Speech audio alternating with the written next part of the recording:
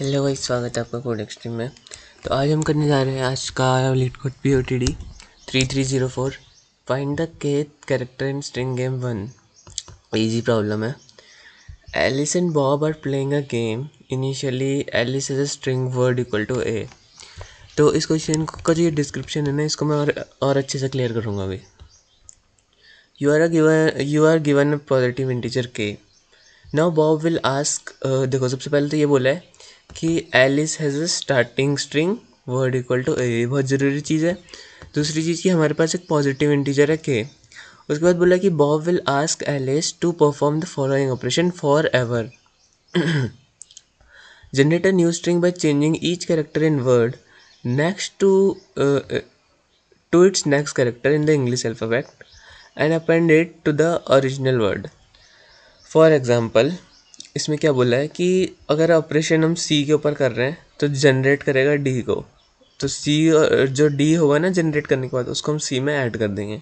And performing the operation on Z B generate Z B A C. तो Z B में operation perform करेंगे तो कैसे operation perform करेंगे? जेड का हो जाएगा ए, बी का हो जाएगा सी। तो ए और सी जो बना उसको हम इस जेड बी में ही ऐड कर देंगे, कुछ इस तरीके से। फिर आएगा return the value of the kth character in word after enough operation have been done for word to have at least K characters. जैसे ही हमारे पास के कैरेक्टर्स हो जाएंगे, यहाँ पे के की वैल्यू देंगे ये लोग। जैसे ही के कैरेक्टर हो जाएंगे वैसे ही हमें केथ कैरेक्टर की वैल्यू को रिटर्न कर देना है, ठीक है। फिर आएगा note that the characters that can be change into A, ये तो बताइए हमें, ठीक है। तो चलो अब और अच्छे से देखते हैं इसका डिस्क्रिप्शन। मैंने यहाँ पे थोड़ा लिखा है।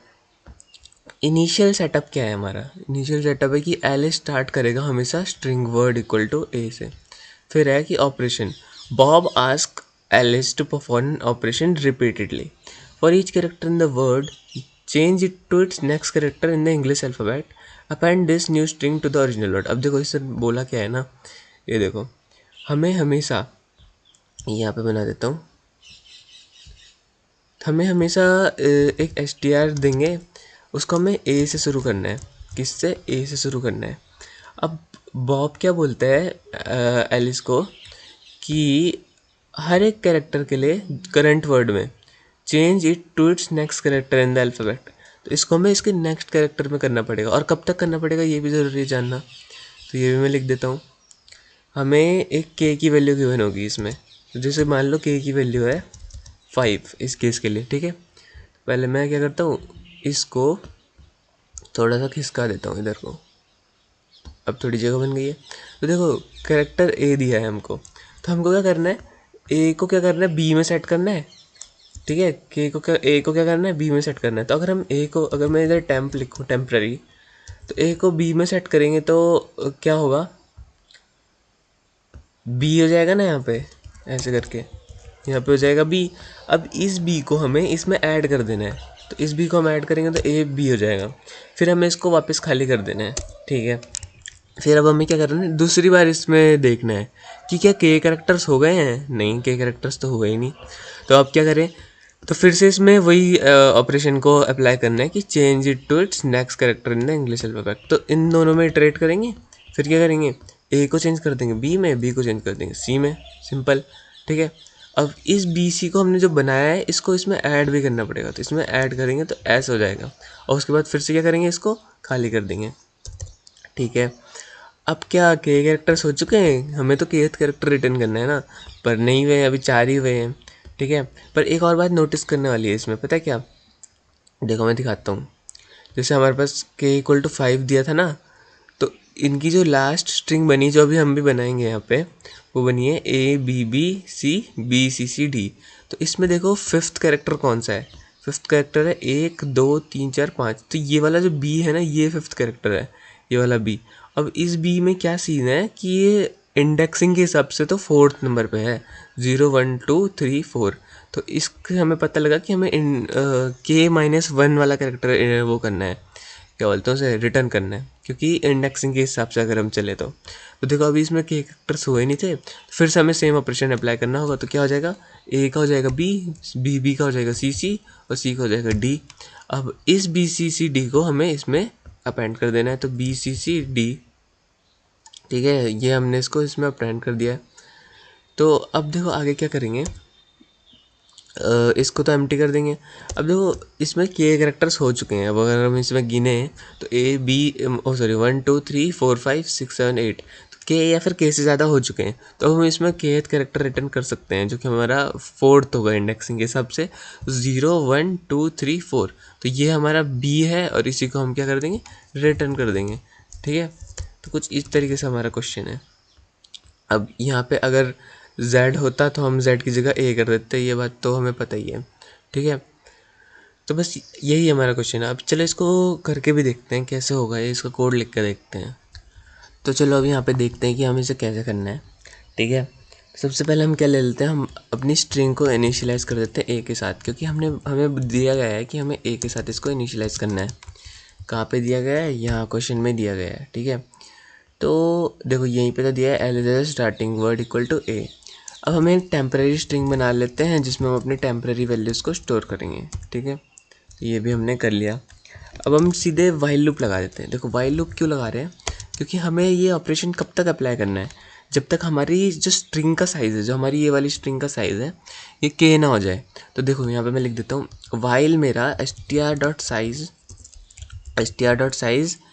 इज़ लेस देन के, तब तक चलाओ। अगर वो इक्वल हो जाए या फिर बड़ा हो जाए के से, तो लूप ब्रेक कर देना। ठीक है, अब हम क्या करते हैं, इसमें इटरेट करते हैं।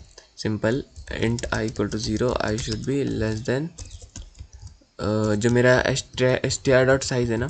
अब यहाँ पे हम वेरिएबल का यूज़ इसलिए नहीं कर रहे ना, str.size डायरेक्टली से लिख रहे हैं क्योंकि हमारी स्ट्रिंग का साइज़ हर बार चेंज होगा, वो भी हम आगे लिखेंगे, समझ तो हम चुके ही हैं। तो देखो अब क्या करेंगे हम, सबसे पहले हम क्या करेंगे, जो टेम्प्रेरी स्ट्रिंग है उसमें टेम्प्रेरी में ऐड कर देंगे। क्या ऐड करेंगे, str का i +1।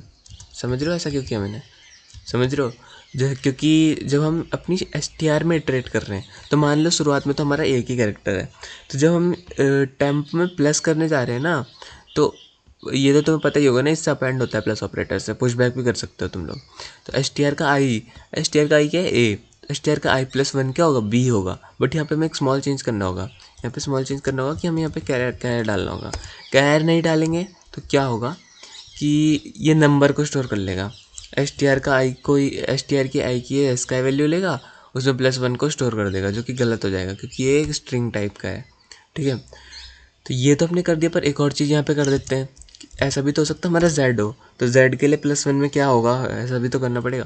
तो अगर str का i मेरा z हुआ गलती से कहीं पे, तो हमें क्या करना है, str के i में नहीं, सॉरी टेम्प के i में प्लस कर देना है। ओ सर, टेम्प के i में नहीं करना, टेम्प पे प्लस कर देना है, क्या a प्लस कर देना है, सिंपल। ठीक है, इतना समझ गए। अब यहाँ पे हमको क्या करना है, लूप ब्रेक होते ही हमें सबसे पहले क्या करना है, जो हमारी टेम्प में स्ट्रिंग बनी उसको हमें अपने str में जोड़ देना है ना। तो str में प्लस कर देते हैं टेम्प को, सिंपल। उसके बाद हमने क्या बोला था कि हम टेम्प को कर देंगे एम्प्टी। तो एम्प्टी कैसे करते हैं, क्लियर कर दो मामला, है ना, तो मामला इससे क्लियर हो जाएगा। अब हमारी जो str है उसमें हमारी पूरी स्ट्रिंग आ चुकी है, ये वाली, है ना, ये वाली स्ट्रिंग आ चुकी है। तो अब हमें इसका बस kth कैरेक्टर रिटर्न करना है, जो कि होता है k-1 इंडेक्सिंग के हिसाब से। अगर हम इंडेक्स के हिसाब से रिटर्न करें तो मैं यहाँ पे लिख देता हूँ रिटर्न str का k-1। ठीक है, तो चलो इसको अब रन करके देखते हैं, कोई माइनर मिस्टेक होगी तो पता लग जाएगी, है ना। तो ये हो रहा है रन, तो देखो एक्सेप्टेड, लेट सबमिट दिस। तो उम्मीद करता हूँ कि आपको समझ तो आ ही गया होगा क्वेश्चन। समझ आया है तो कमेंट्स में ज़रूर बताना, सब्सक्राइब करना मत भूलना। Thanks for watching.